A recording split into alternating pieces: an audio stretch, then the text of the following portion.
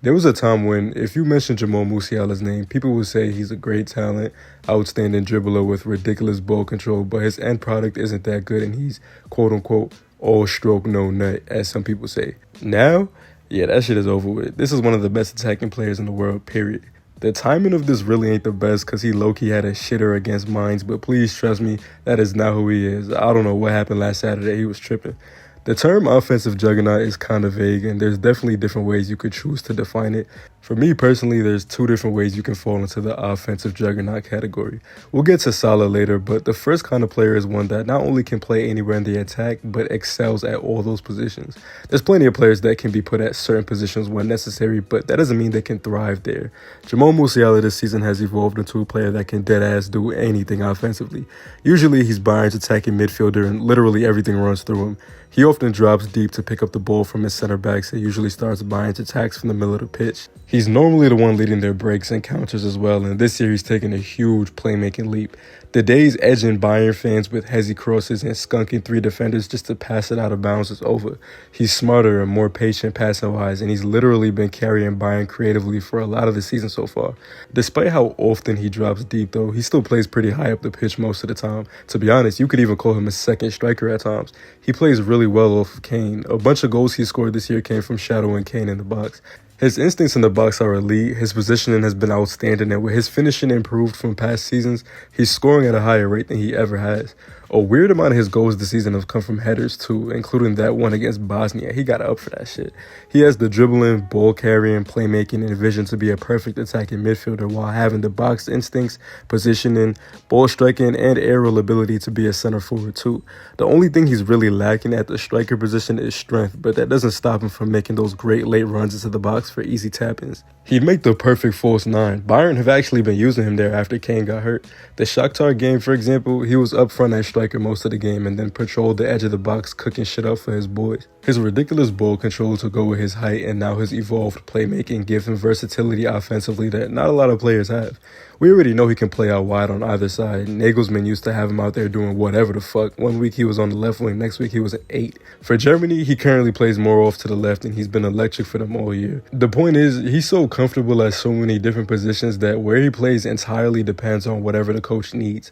Bayern would probably be trying the false nine shenanigans a lot more often if they actually had another good attacking midfielder. No, Muller does not count. He's literally like 80 years old. They better snatch up Florian Wirtz while they can. He should be their main priority. Another attacker that fits this mold is Cole Palmer. This season he's mainly been playing centrally and he's been one of the best attacking midfielders in the world, but last season when he split time between AM and right winger, he was elite from both. He can also play on the left, he can play striker or false nine. He's overall just a complete attacking force.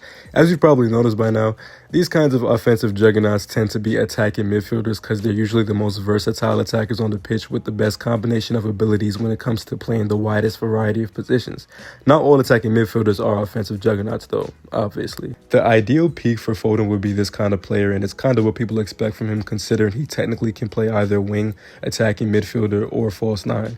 The problem is Foden just has too many limitations, and as much as people don't like when it's said, he does need to be in the perfect system with an exact set of profiles around him to excel. As soon as you try to use him a different way, he suddenly looks lost. Players like Musiala and Palmer can adapt to any kind of setup seamlessly and hoop. It's been years and Foden has yet to prove he can be the same player when the conditions aren't ideal. Even now, Manchester City's in disarray, and instead of turning to their superstar and being able to rely on him to carry them through a tough period, City's been getting ran through by everybody and their mama because Foden shrunk into his shell and he can't ignite the attack on his own the way others can. Rafinha is also somebody who doesn't really fit into this specific kind of offensive juggernaut in my opinion, despite how good of a season he's been having. He's not that good on the wings, and this entire season he's only been a left winger on paper, and that's just when Olmo plays. He's basically always drifted central, so much so that Balde often ends up in no man's land on the left wing. Not the greatest dribbler and very obviously much more limited when he's forced to play on the wing instead of having the freedom to float around and make his brilliant runs. Not exactly what I call a system player at all. It's not like there's a very specific system he needs to be in to be effective. Runners are used in all different kinds of teams, and right now Rafinha is probably the best in the world off ball. I think I understand what I'm getting at though. The versatile offensive juggernaut is a player that has all the abilities needed to get buckets at any attacking position, and they tend to be players that the attack runs through. The other kind of player I would define as an offensive juggernaut is a player who is elite both as a playmaker and a goal scorer, and can also handle the responsibilities of both at the same time. These don't necessarily have to be players who can play at any position in the attack, but they're generally dominant from their position and tend to be the main source of both scoring and playmaking on their team. Not hard to think of an example here. Salah is obviously putting up unholy numbers for Liverpool. Sure, numbers aren't everything and blah, blah, blah. Yes, he's lost a step, and sure, he doesn't beat his man as much as he used to. None of that really matters for real, because at the end of the day, his final ball is excellent, his finishing is still excellent, and he's been unstoppable so far this season. I saw a stat the other day saying he contributed to like 80% of Liverpool's goals so far this season. Like, what the fuck? Nigga fixed his hairline and gave him powers. You can't really clown him for not being the best dribbler when most of the fancy pants flicky flick dribblers are snorting cocaine off of stripper ass cheeks in Brazilian clubs at this age. He never relied on his ability to beat his man anyway. He can chill in that same spot slightly inside from the touchline on the right side and just pick out passes or find spaces to sit in and get the ball to either shoot or set somebody up. I promise they're not going to deduct the goals he's scoring at a superhuman rate because of no elasticos in the build-up. Let's be serious. We mentioned that Rafinha isn't really the versatile kind of offensive juggernaut, but I think he fits in this category. He's already created 60 chances in La Liga alone in 18 big chances. His off-ball movement and improved finishing combined with his ability to make the final pass has led to his 25 goal contributions in 24 games in La Liga and the UCL. Another one that's not really the most aesthetic player, but an output machine nonetheless. In the summer, I might not have put him here, but Kaka fits in this category more and more the more I suffer through Arsenal games this season. Our attack has literally stunk outside of him. He's constantly working through double and triple teams to create, but Arsenal just don't have a competent striker with real striker instincts. Havertz is fine when it comes to winning duels, but he isn't hungry in front of goal and often doesn't even make runs until it's too late. Jesus, that Carabao hat trick not fooling me, bro. We done seen him put up some bullshit in his other cameos this season. Despite all that, Kaka has still force-fed Havertz over and over this season, and overall, he has 12 assists in the Prem and the Champions League, still leading all of Europe, I'm pretty sure, correct me if I'm wrong, while also being Arsenal's leading scorer with 9 goals. Omar Marmoush is an interesting one. His exact consistent position isn't really easy to nail down because he deadass drifts off to both sides extremely often. He tends to be off to the left slightly more often from what I've seen, but I also haven't watched that much Frankfurt. I only recently started tuning in around like early November after that Bochum game when he was wilding out. I gotta watch tape. I'm gonna get back to some of his earlier matches at some point. Based on what I've seen, he literally seems like a slightly more left side biased Salah though. And I'm not just saying that because they're both Egyptian.